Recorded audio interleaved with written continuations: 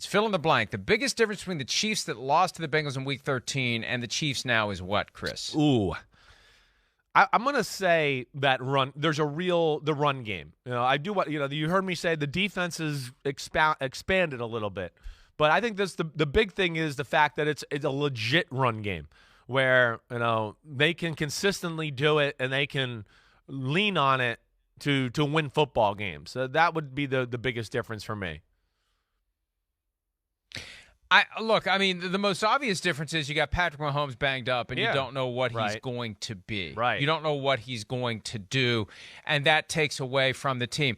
Another thing that I want to point to, though, and we didn't see much from him late in the regular season. I'm looking to see what he did in the postseason. I don't have the numbers here. Who's that? But Jerick McKinnon, the week after the week after the loss to the Bengals, he had 112 yards receiving, 22 yards rushing. He had that long touchdown. He had 2 touchdowns total in the game. He ended the season with 9 receiving touchdowns, and I'm doing the count here. Since the Bengals game, he had receiving touchdowns. 1, 2, 3, 4, 5, 6, 7, 8. 8 of them. 8 of his 9 receiving touchdowns since the loss to the Bengals. So they better take Jerick McKinnon seriously. Not that he's going to be the guy who runs by you, but that's a guy playing at a level that wasn't there. He was part of the Chiefs last year, but not to this same level where he's a guy you have to take seriously as a part of the passing game, playing running back. And it's just been great to see. Oh, and by the way, that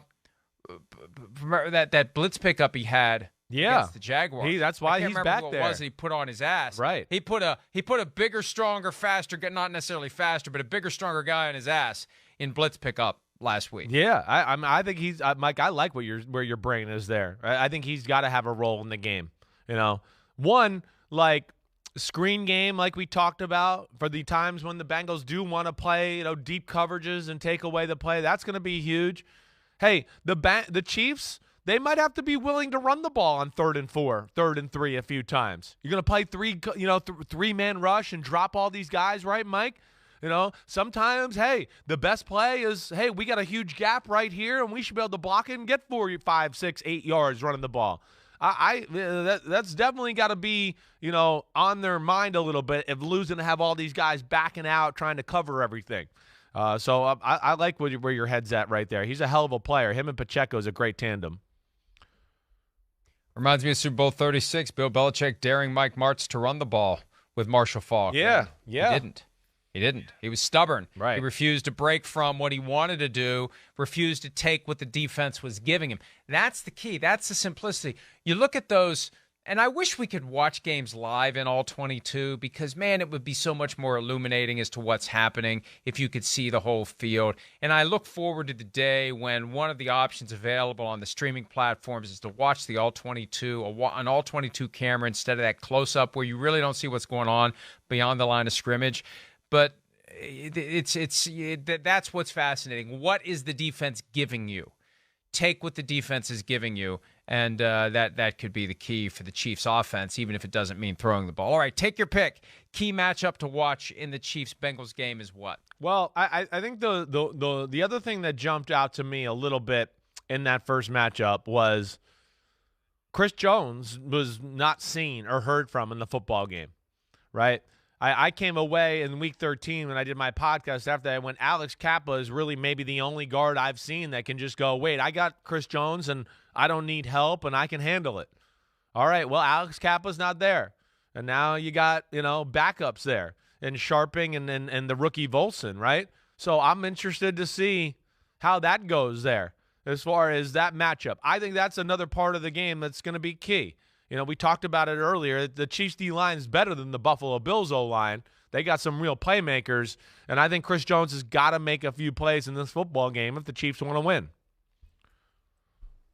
I think the Chiefs secondary's got to figure out how to deal with those weapons in the passing game collectively. Right. Jamar Chase, T. Higgins, Tyler Boyd, Hayden Hurst. What are you going to do? Mm-hmm.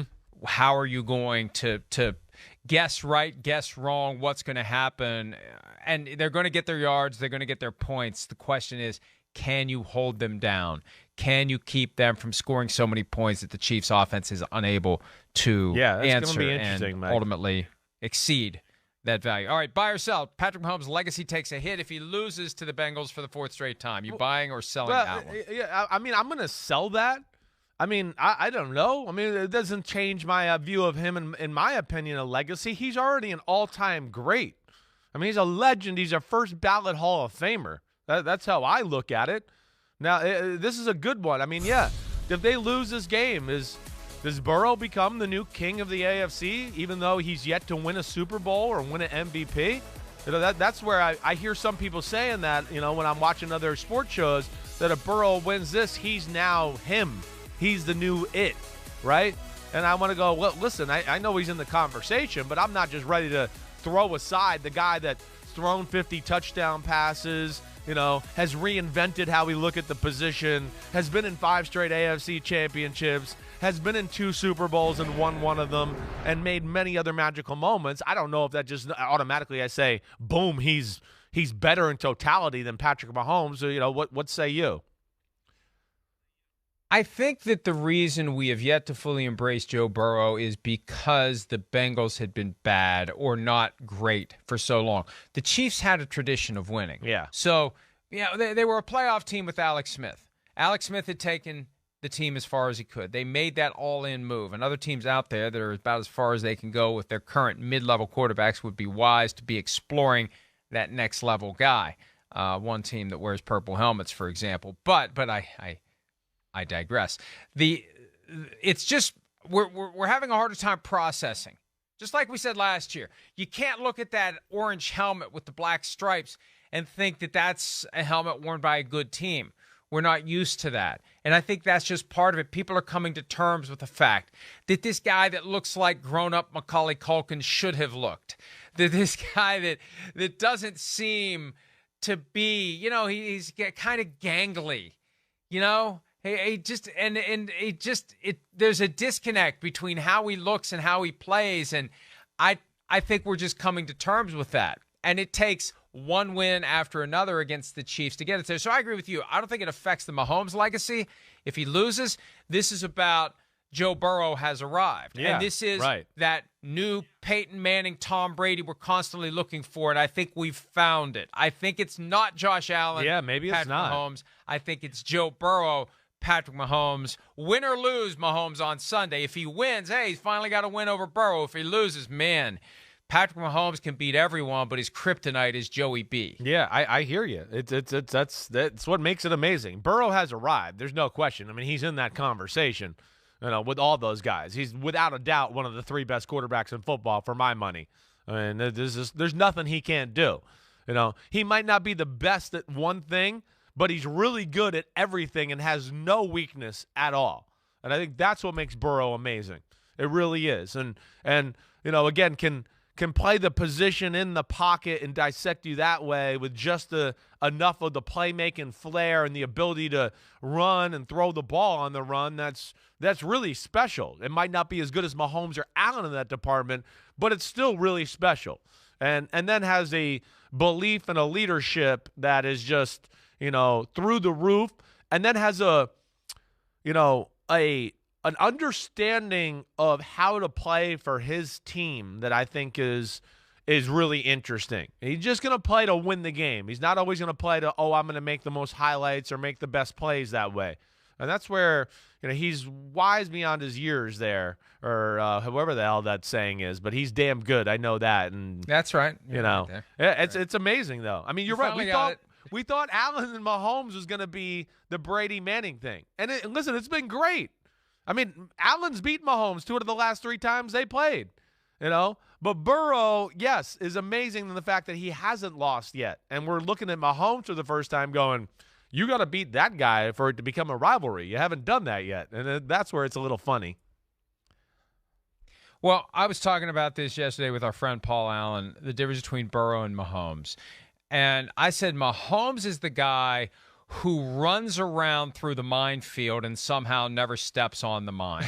Right. Joe Burrow is the guy who just kind of breezes through the minefield. He knows exactly where they are, and he never gets close to them. Yeah, that's a good way to the say difference. it. Right, yeah. That Burrow operates within a tighter window of things he can do, but he does them incredibly well, whereas Mahomes is all over the place, and it's awesome and fun to watch. Yes. But they're both fun to watch. Right. There's more showmanship from Mahomes. That's right. But Burrow...